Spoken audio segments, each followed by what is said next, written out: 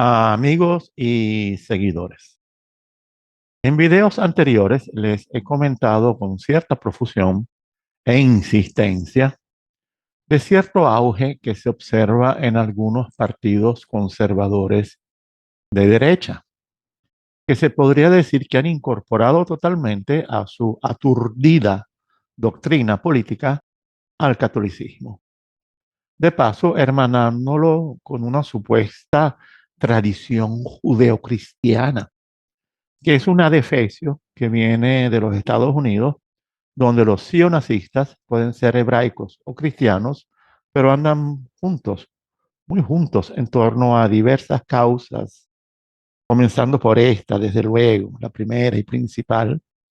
Pero en Europa, eso de tradición judeo-cristiana, así juntitos, agarraditos de la mano, eso nunca ha existido como definición de lo que entendemos como Occidente. Bueno, de lo que entienden por Occidente los que tienen un mínimo de cultura, porque Occidente es una gran encrucijada, una confluencia múltiple espacio-temporal que abarca siglos y es, mejor dicho, era algo mucho más complejo de lo que estos catetos de derecha creen saber. Lo que pasa es que estos tarambanas de derecha viven felices, sumergidos en la matrix de la sociedad de consumo, que todo lo licúa, lo homogeniza y lo uniforma para que sea igual en todas partes. Y por lo tanto, la diversidad para ellos termina siendo la inmigración indeseada. Estos nuevos derechistas, que más que reaccionarios, son rumiantes, que practican un catolicismo que yo denomino de licuadora mental, donde neciamente pretenden ser conservadores y liberales a la vez, y peor aún ser católicos y liberales a la vez.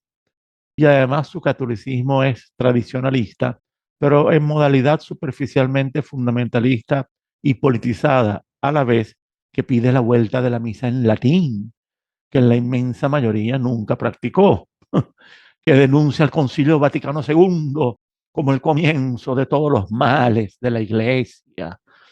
Maldito Concilio Vaticano II, lo cual para mí es la prueba ácida del enorme grado de ignorancia que tienen sobre la historia del catolicismo y en especial sobre su proceso de decadencia, el cual comenzó hace siglos, mis queridos ignorantes, hace siglos comenzó.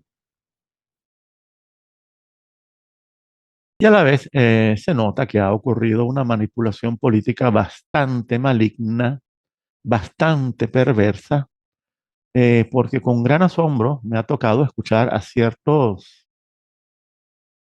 homínidos declarando solemnemente que papas como San Juan Pablo II y Benedicto XVI eran sostenedores y defensores del liberalismo y del capitalismo,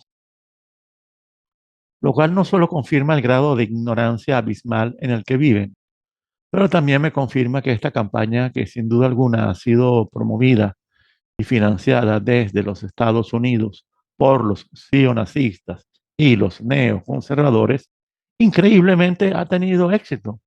Y esto se debe a que lamentablemente ha ocurrido un largo proceso de embobamiento de las masas, un embobamiento masivo, consecuencia de carencias educativas dramáticas a todo nivel, a las cuales ha sido sometido el otrora ciudadano medio europeo, sin importar su nivel social y su nivel educativo. Y esto lo digo porque me ha tocado, lamentablemente, escuchar a gente con educación superior,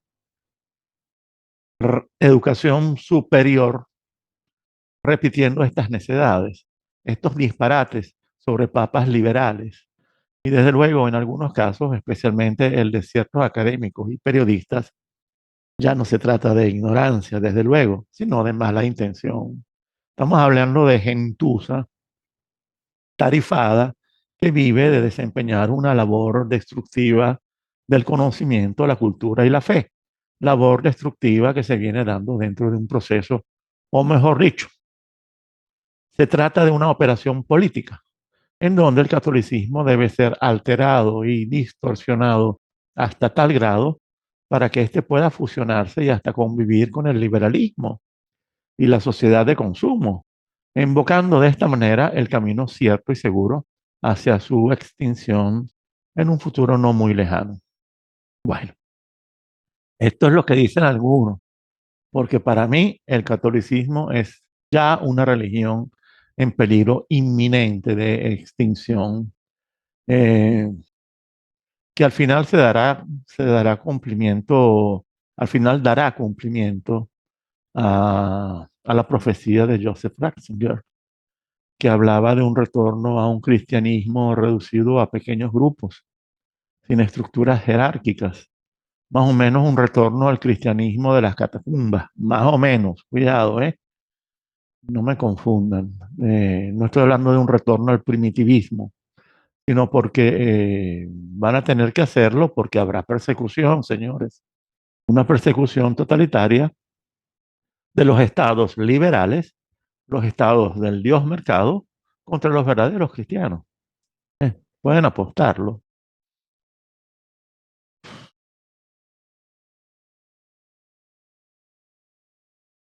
Bueno, y este servidor, ya cansado de ver cómo han transformado el catolicismo en una religión de mentecatos programados para proferir necedades y disparates sin parar, este servidor ha tomado la decisión de que va a producir una serie de videos dedicados al tema de la relación del catolicismo, de la relación oficial que éste sostiene con la ideología del liberalismo económico.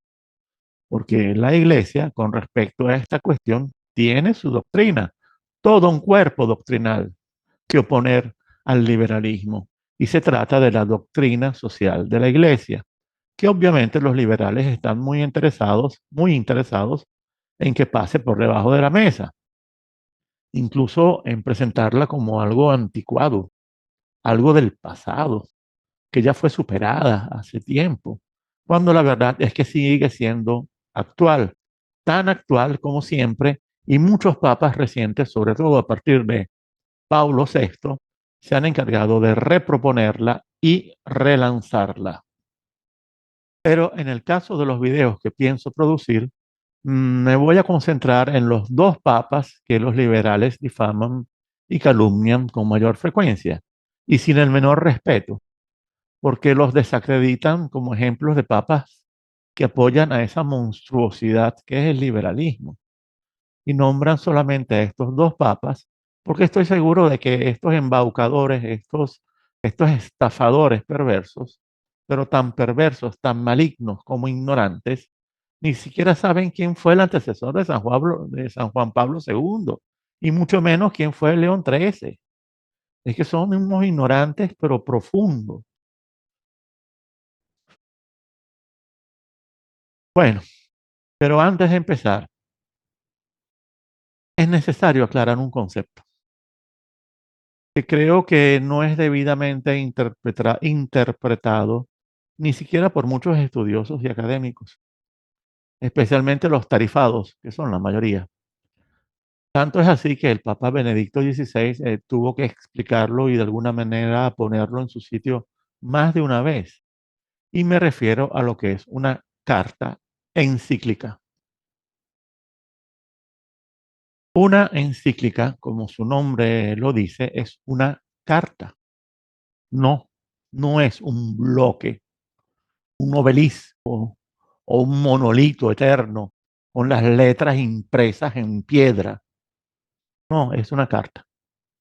Es una carta dirigida por el Papa, no necesariamente escrita de su puño y letra, sino más bien por un equipo de consultores que se dirige a todas las jerarquías de la Iglesia y a todos los fieles y personas de buena voluntad del mundo o de una región particular. Y esta carta puede tratar sobre temas concernientes a la doctrina católica o abordar cuestiones particulares o específicas de orden religioso, moral, político o social. Y por lo tanto debe ser considerada más como un documento político que dogmático.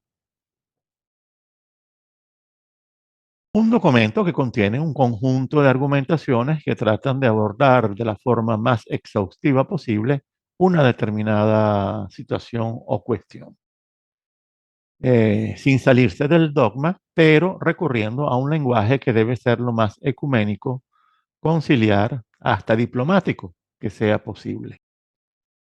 Por eso lo defino como un documento más bien político, porque debe enfrentar el tema a tratar sin rodeos, pero también, también tratando de evitar en el lenguaje cualquier estilo o modo que pueda resultar polémico, controversial, escandaloso u ofensivo.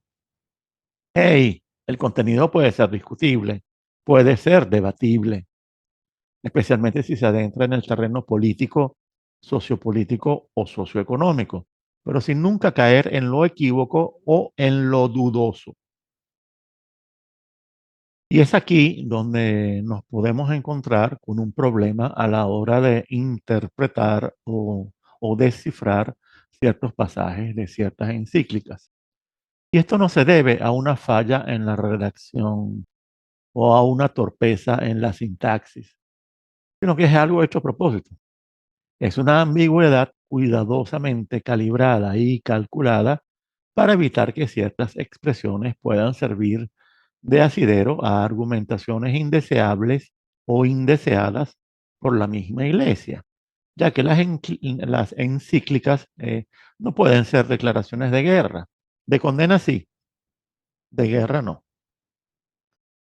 Y por supuesto hay un caso que ya se ha convertido en todo un clásico, y es el caso de la encíclica Centesimus Annus, que es una encíclica que fue escrita en el año 1991. 1991, señores.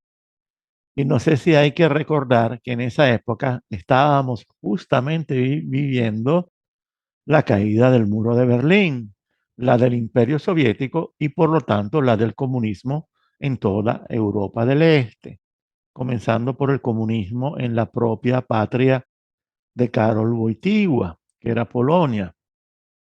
Y es por lo tanto una encíclica políticamente condicionada, muy condicionada por las calurosas y exaltadas circunstancias de aquel entonces. Por lo tanto, no podía meterse contra el capitalismo y el liberalismo justo en ese momento, cuando millones de personas estaban celebrando su entrada a ese nuevo mundo, a ese mundo que ellos consideraban el mundo de la libertad, la justicia, la bondad y el bienestar. Pobrecitos. Desde luego, comentar algo no muy amigable o para nada amigable contra el capitalismo, que era la costumbre permanente de Wojtyła, porque él detestaba tanto al comunismo como al capitalismo, bueno, eso hubiese sido algo imprudente y nada conveniente para su imagen y la de la iglesia. Así que sabiamente en esa encíclica, que no se podía evitar o posponer, no se podía, porque justamente había que celebrar los 100 años de la encíclica Rerum Novarum, que fue precisamente la que dio comienzo a la doctrina social de la iglesia, la doctrina socioeconómica que realmente seguía Wojtyła y todos los papas. Pues así fue como se decidió adoptar ese lenguaje cuidadosamente bordado y empapado de diplomacia, muy contemporizada, muy almidonada, y que los liberales de todo el mundo celebraron y además asociaron en forma natural al desprecio real de Juan Pablo II por el comunismo. Por lo tanto, para la historia quedó impresa esa imagen falsa, por supuesto, del Papa que había derrotado al comunismo y saludaba al capitalismo con los brazos abiertos. Pura propaganda, señores. Y lo es porque en cuanto pudo, o sea, en cuanto la fiesta, la borrachera y el océano de cocaína pasó por las narices de todas las élites liberales, cuando la resaca al fin comenzó a disiparse, Karol Wojtyła no desperdició nunca ninguna ocasión para advertir al mundo sobre los problemas que podía crear el liberalismo, aunque en su época lo que comenzó a estar en auge fue el neoliberalismo y el capitalismo de depredación salvaje, que aún siguen vigentes, pero en versión empeorada. Pero él ya veía claramente la depredación y el saqueo mafioso en acto que estaba desarrollándose en toda Europa Oriental y en Rusia. Y lo que veía le asustaba y a la vez lo indignaba, porque ese era el espectáculo típico del liberalismo de siempre, del liberalismo desatado en un espectáculo de buitres, hienas y chacales abalanzándose sobre países abandonados a su suerte para apropiarse de algún hueso o jirón de carne putrefacta de la carcasa del cadáver y sacarle provecho privatizándola, pero privatizándola de la forma más descaradamente corrupta, como pasó en Rusia y como pasaría en Alemania del Este durante la reunificación. Algún día voy a contar eso también. Pero pasó también en la Polonia del Papa y en todos los países de Europa del Este.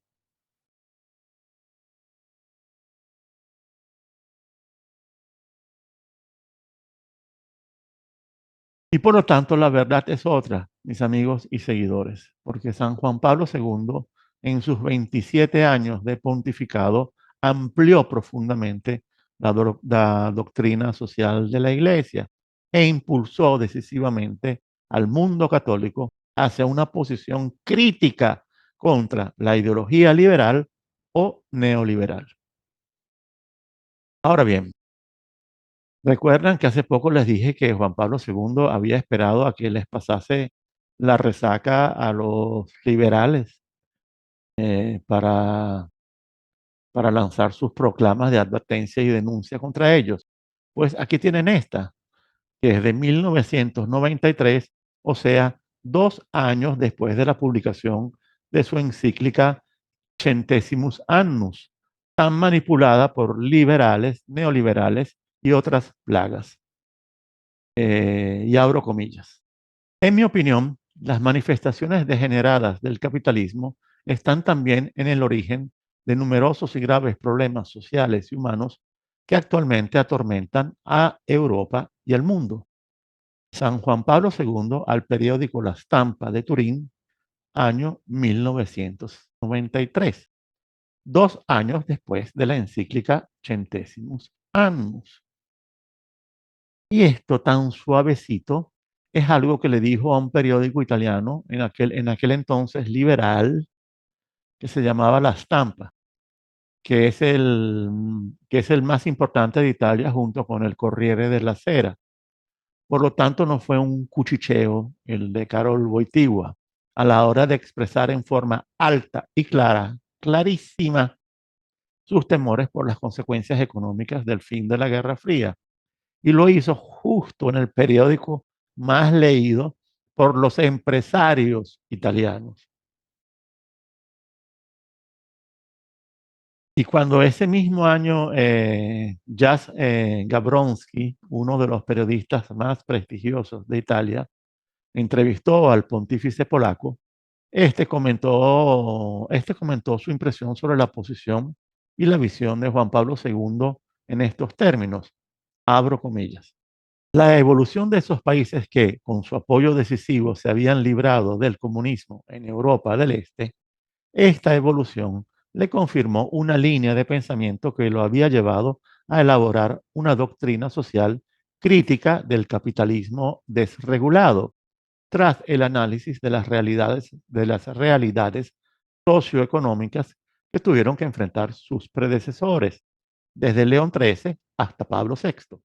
Wojtyła, además, y para rematar su revelación, agregó lo siguiente, y abro comillas. Por supuesto, el capitalismo actual ya no es el de la época de León XIII, ha cambiado y también es en gran medida gracias al pensamiento socialista. El capitalismo de hoy es diferente, ha introducido redes de seguridad social. Gracias a la acción de los sindicatos, ha lanzado una política social. Está controlado por el Estado y los sindicatos. En algunos países del mundo, sin embargo, ha permanecido en su estado salvaje, casi como en el siglo pasado. Además, Wojtyła aprovechó para hacer una crítica muy lúcida sobre la Unión Europea, organización liberal a la cual su país, Polonia, se estaba incorporando. Y fíjense lo que señaló, fíjense con qué clarividencia hizo las críticas correctas sobre los problemas que traería esa unión. Y lo hizo en ese mismo año 1993. Abro comillas. Por supuesto, no estoy en contra de la llamada entrada de Polonia en Europa, pero estoy en contra del intento de convertir este intento en una especie de ídolo, un ídolo falso. Según los proponentes del proyecto, esta entrada en Europa significaría introducir en Polonia todo ese sistema ultraliberal, consumista y vacío de valores e introducirlo con la fuerza de la propaganda. Impresionante, ¿no? La claridad. Hoy en día todos estamos con esa crítica, justamente con respecto a la Unión Europea, pero él la hizo en el 93, señores, en el 93.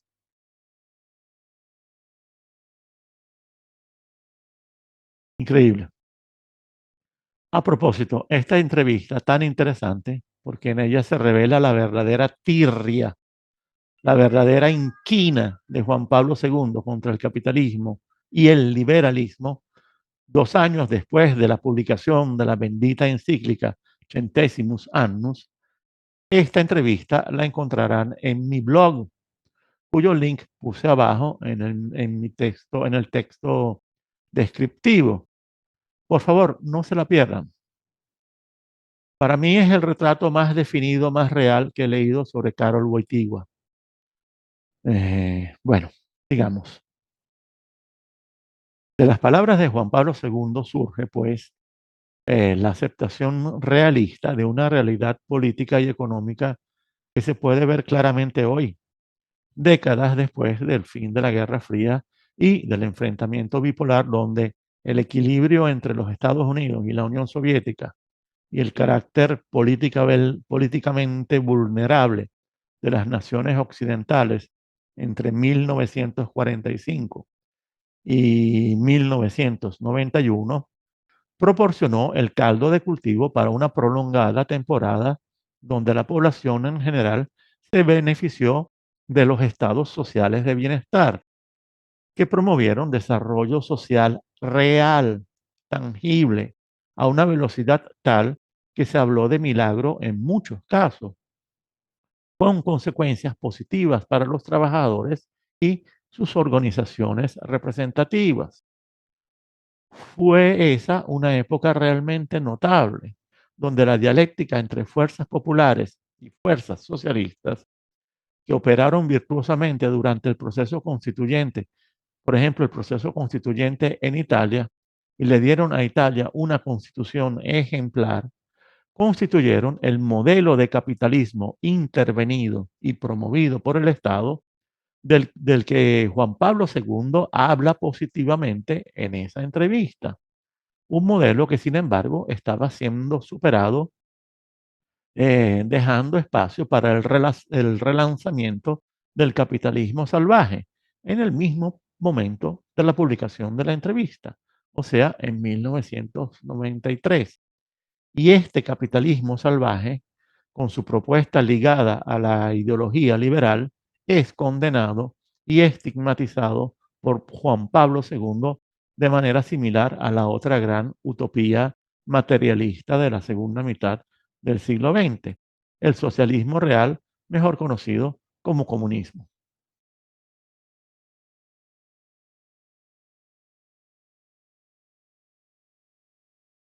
Señores, liberalismo y socialismo comunismo son los dos hermanos materialistas, economicistas, ateos, que surgieron del mismo útero de la Ilustración, la modernidad y la revolución científica e industrial.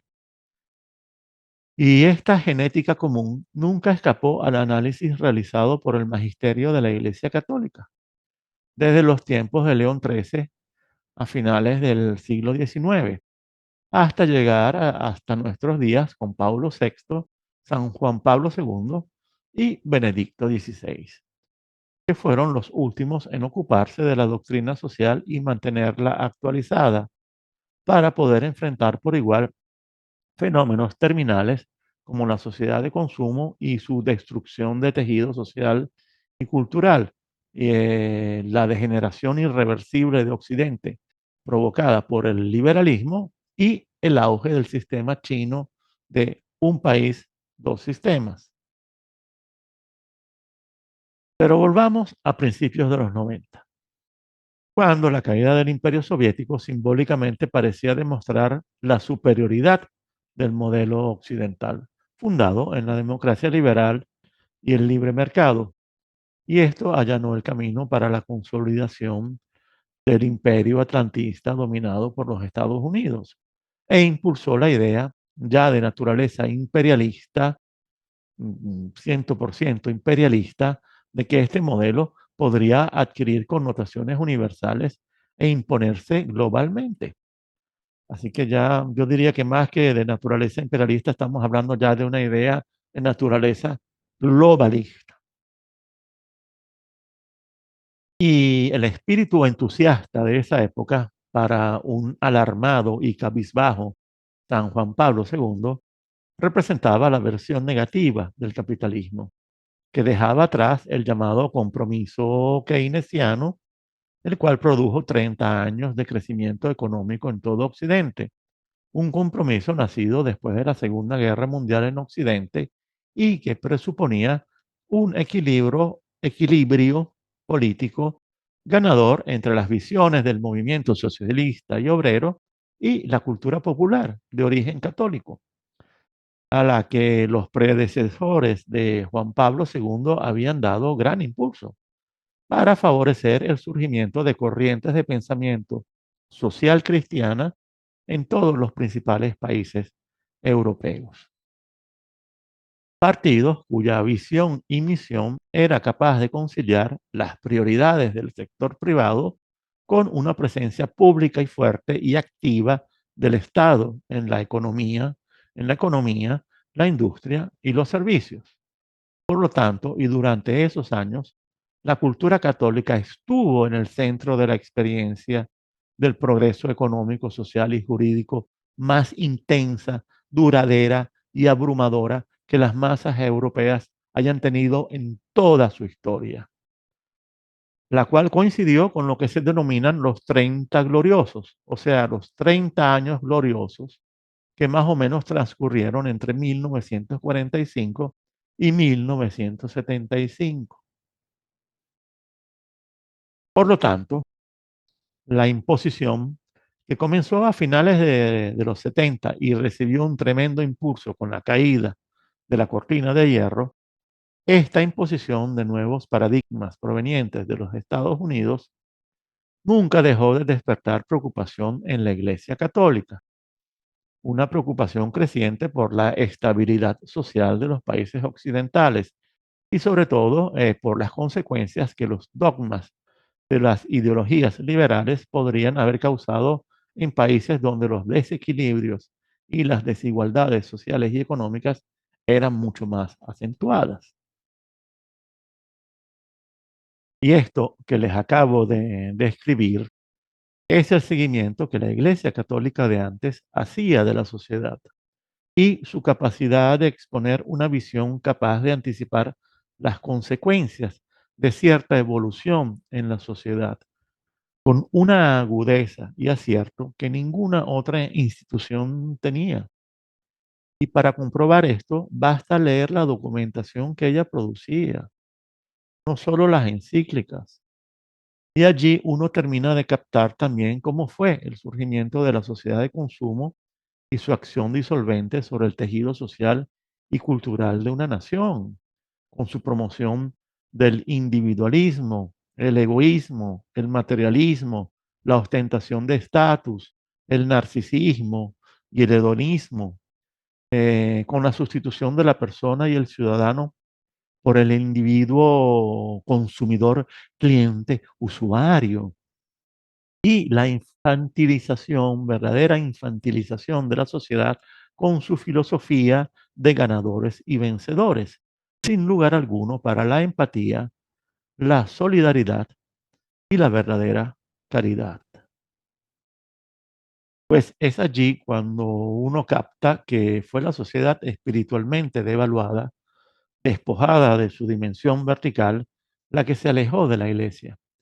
Y la iglesia no podía hacer nada para detener ese proceso, porque ella misma ya se había infectado internamente, y mucho antes que el bendito Concilio Vaticano II, señores, muchísimo antes. Ella ya se había infectado internamente. Esa infección no fue a nivel papal, pero sí en las demás jerarquías.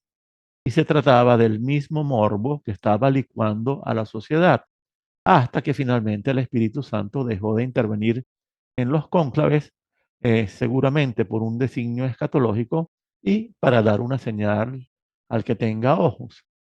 Y entonces, al fin ocurrió la fumata azufre con la elección del Papa Bergoglio, que ha transformado a la Iglesia en una ONG globalista. Y para entender mejor este proceso, aquí habría que comprender que, por ejemplo, y este es uno solo de los factores, que por ejemplo la ofensiva masónica de penetrar a la Iglesia Católica, de infiltrarla poco a poco, fue algo que comenzó en el mismísimo siglo XVIII y que ya en el siglo XXI se puede decir que domina plenamente al Estado Vaticano. Y también debería hablarles del americanismo en el catolicismo, que también ha sido otro factor importante. Y hay más, pero si sigo me voy a salir completamente del tema del video. Algún día haré un video sobre este tema, sobre cuándo comienza la decadencia de la iglesia, que por cierto, señores, comienza más o menos como en el siglo XIII, XIV, no durante el Concilio Vaticano II, que ahí fue donde comenzó todo. Pero por favor, dejen de ser tan idiotas, idiotas, dejen de ser tan idiotas.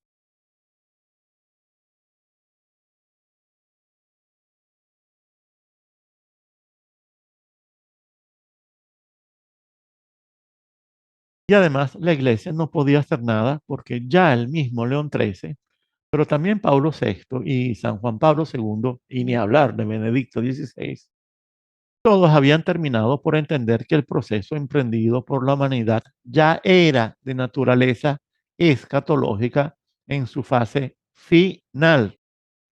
Y por lo tanto las élites supremas se disponían a ascender en su reto final contra Dios, hasta llegar a la parábola y caer en la fase delirante de la ibris.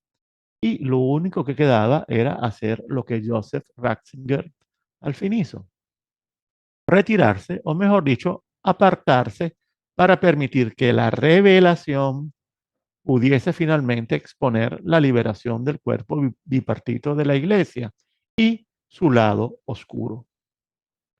Y esto es algo que ya describí minuciosamente en el video Giorgio Agamben, la misteriosa renuncia escatológica de Ratzinger, que es un video reservado para mis patrocinantes en Patreon y Coffee, y que de todos modos jamás, jamás hubiese hecho público.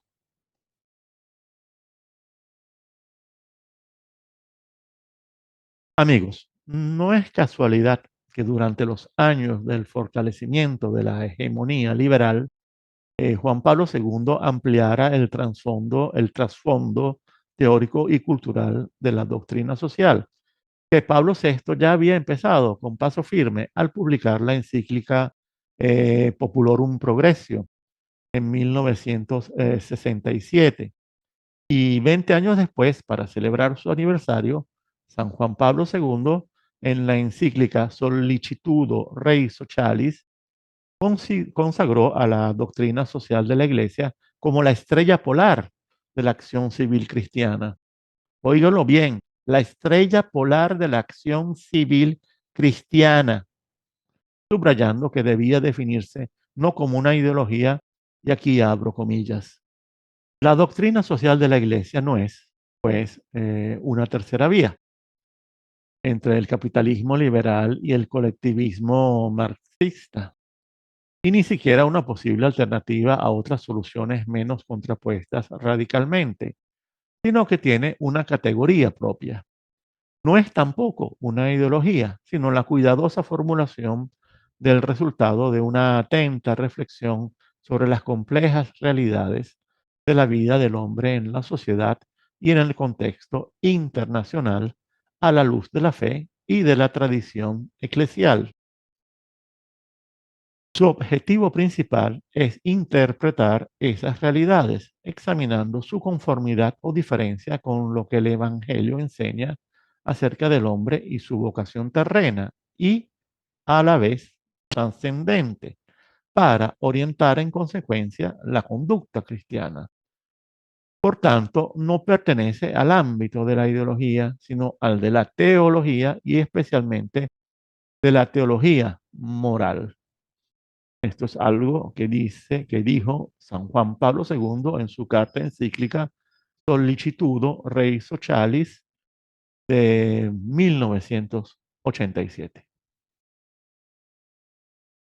Bueno, ahora vamos a devolvernos un poco atrás, pero para luego dar un salto. En los años del comienzo de la financiarización o financierización de la economía, en los años del auge del individualismo y de la licuefacción de las sociedades, eh, en los comienzos de esos tres procesos, en el comienzo de esos tres procesos, perdón, San Juan Pablo II ya había respondido, ¿sí? Ya había respondido, él estaba muy atento.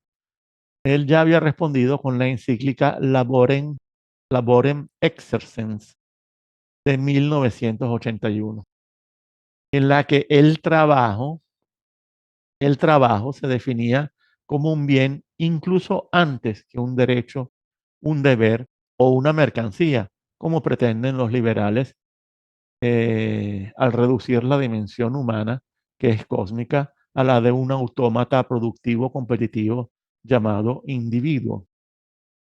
Por eso esta encíclica, cuando fue presentada, fue aclamada como la excelsa manifestación de la humanidad de su autor y como fuente de valorización no solo de la persona humana, sino también y sobre todo de valorización del trabajo, del papel del trabajo en la sociedad.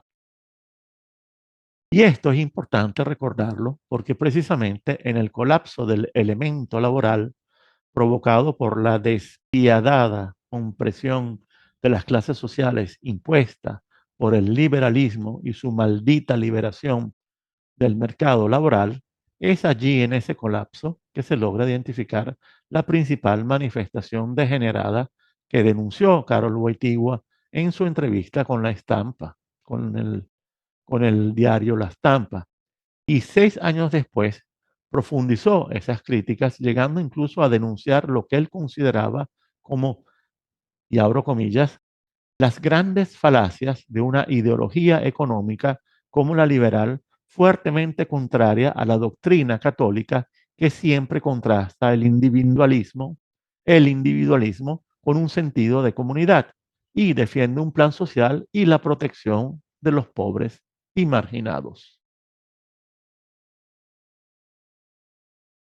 Era fuerte, ¿verdad? Juan Pablo II. No se andaba con sutileza en su crítica al liberalismo y no desperdiciaba oportunidad. Ya van a ver. Bien, ahora demos un salto de 17 años para aterrizar en enero de 1998 durante el histórico viaje de Juan Pablo II a Cuba. Y justo al llegar, en el mismo aeropuerto, expresó su famoso deseo, que Cuba se abra con todas sus magníficas posibilidades al mundo y que el mundo se abra a Cuba. Y durante su visita, que duró 5 días, el pontífice polaco no manifestó la menor intención de demonizar o atacar a Fidel Castro, para gran desilusión en la calle 8 de Miami. Más bien, eligió el camino del diálogo y manifestó su aspiración a una transición fluida hacia la conquista de mayores derechos para la población, empezando obviamente por la libertad religiosa. De hecho, no es casualidad que después de esa visita, Fidel restableciera la Navidad como fiesta civil. En abril de 2005, tras la muerte de Wojtyła, Fidel Castro ordenó 3 días de estricto luto nacional. Pero fíjense en esto, porque el tono de ese viaje se puede resumir en algo que expresó durante su homilía en la misa que dio en la Plaza José Martí, que quizás fue el máximo momento de su viaje. Y allí no abogó por una Cuba abrazando al capitalismo o al liberalismo. Más bien reiteró la denuncia que él no perdía ocasión de hacer cada vez que se le presentaba la oportunidad. Señores, escuchen esto. Por otro lado, resurge en varios lugares una forma de neoliberalismo capitalista que subordina a la persona humana y condiciona el desarrollo de los pueblos a las fuerzas ciegas del mercado, grabando desde sus centros de poder a los países menos favorecidos con cargas insoportables. Así, en ocasiones, se imponen a las naciones como condiciones para recibir nuevas ayudas programas económicos insostenibles. De este modo, se asiste en el concierto de las naciones al enriquecimiento exagerado de unos pocos a costa del empobrecimiento creciente de muchos, de forma que los ricos son cada vez más ricos y los pobres cada vez más pobres. Para muchos de los sistemas políticos y económicos hoy vigentes, el mayor desafío sigue siendo el conjugar libertad y justicia social, libertad y solidaridad, sin que ninguna quede relegada a un plano inferior. En este sentido, la doctrina social de la Iglesia es un esfuerzo de reflexión y propuesta que trata de iluminar y conciliar las relaciones entre los derechos inalienables de cada hombre y las exigencias sociales, de modo que la persona alcance sus aspiraciones más profundas y su realización integral según su condición de hijo de Dios y de ciudadano.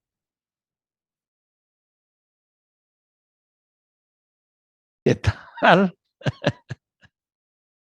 Como les dije antes, señores, a Carol Wojtyła no desperdiciaba ninguna ocasión para hablar pestes del liberalismo y del capitalismo salvaje. Y no lo iba a hacer en La Habana.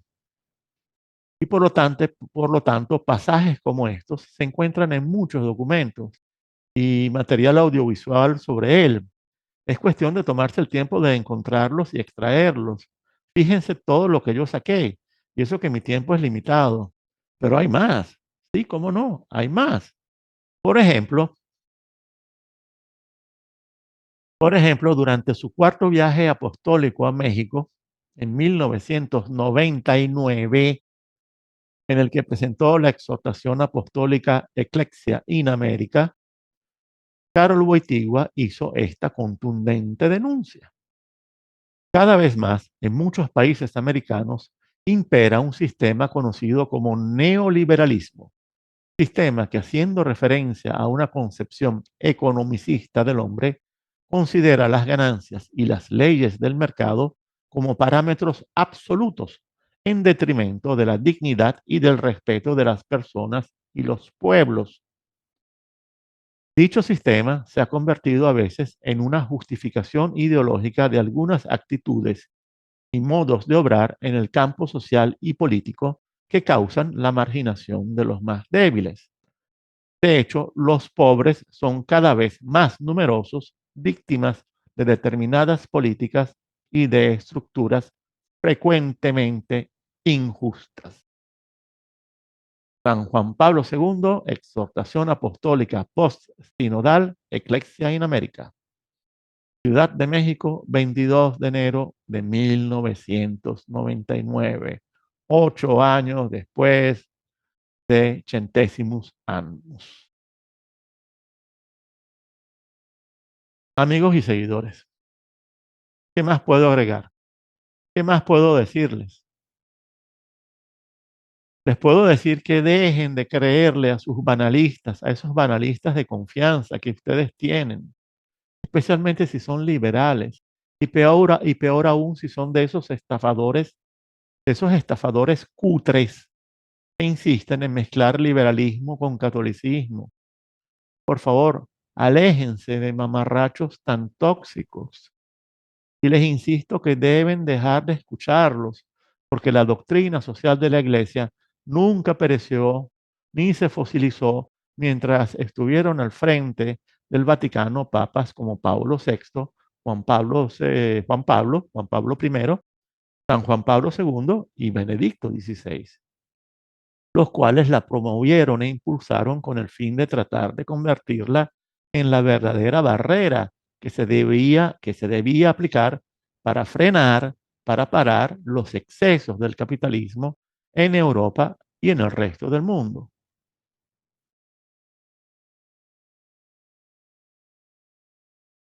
Pablo VI y sus sucesores hasta llegar a Benedicto XVI, porque Francisco, el Papa Lumpen, no es más que un, no es más que un lacayo, un cachorro de la banca globalizada. Los papas verdaderos nunca dejaron de notar la fuerte convergencia que se instauró entre los impulsos individualistas de origen liberal capitalista, por un lado, y la retórica liberal dominada por la creación de nuevos tipos de derechos individuales y civiles, como la legalización de las drogas, las uniones homosexuales, el aborto, la eutanasia, etcétera, cuya promoción desenfrenada ha ido en detrimento de derechos sociales más sólidos y consolidados en el tiempo, como el derecho al trabajo, por ejemplo. Mm. Y en este orden, Karol Wojtyła, San Juan Pablo II, tuvo sin duda alguna el enorme mérito de relanzar con la fuerza que lo caracterizaba, el debate sobre la doctrina social de la Iglesia a nivel internacional. Y lo hizo en forma incansable, mientras denunciaba los estragos del liberalismo y el capitalismo salvaje, relanzando el papel de la Iglesia como institución emancipadora del hombre. Y su sucesor, Benedicto XVI, con otro estilo, desde luego, un estilo distinto, pero con gran potencial, intervino en este proceso, elevando aún más el listón de las críticas que la Iglesia debía hacer frente al hecho ineludible de la decadencia de la sociedad occidental y de la pérdida de la centralidad del trabajo como factor creador de tejido social sano, con anticuerpos sanos, capaz de imponerse sobre las fuerzas destructivas que el liberalismo ha ido desatando para detrimento de la misma civilización y de la misma creación. Pero ya me ocuparé de Joseph Ratzinger en un próximo video. Eh, Hoy, para mí, para mí era importante reivindicar, reivindicar la santa figura de Juan Pablo II, que está siendo objeto de la más descarada e inmoral manipulación por parte de los liberales y otras sabandijas desde hace ya un tiempo, bastante tiempo.